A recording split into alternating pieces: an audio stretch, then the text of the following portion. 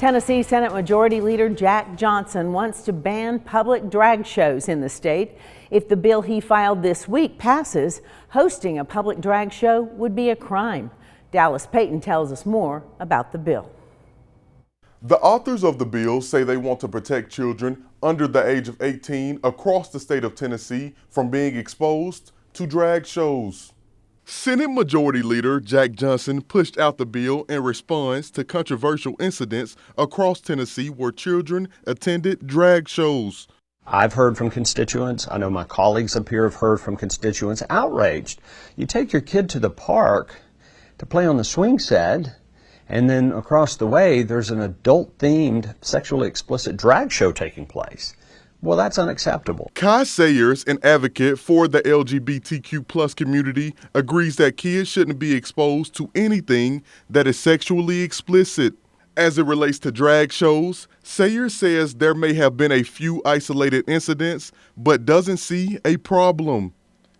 She believes Johnson's bill is an overreach. So it's very disheartening and disturbing to have the state try to intervene with something we're already taking care of. We already, because our government hasn't protected us and created sanctions for us, we've had to do the work already. So it's a little bit late for people to step in and try to do something when we've already done something here.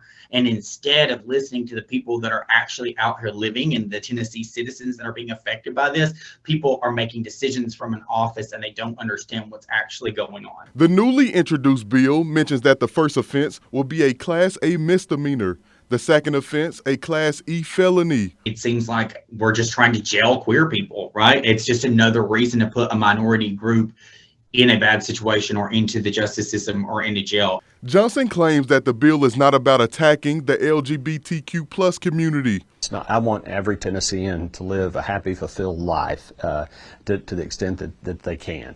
And certainly once you're an adult, I believe in freedom. I believe in personal liberty for you to be able to live your life in a way that you want to live it. And the state of Tennessee has an obligation to protect kids.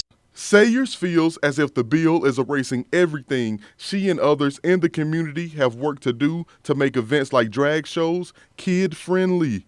I didn't hear from Senator Johnson. No one else heard from Senator Johnson. I thought they were elected to represent us. So why don't we talk with the people that are really affected by these decisions and the businesses and the organizations that are financially affected by these businesses before we make those types of decisions?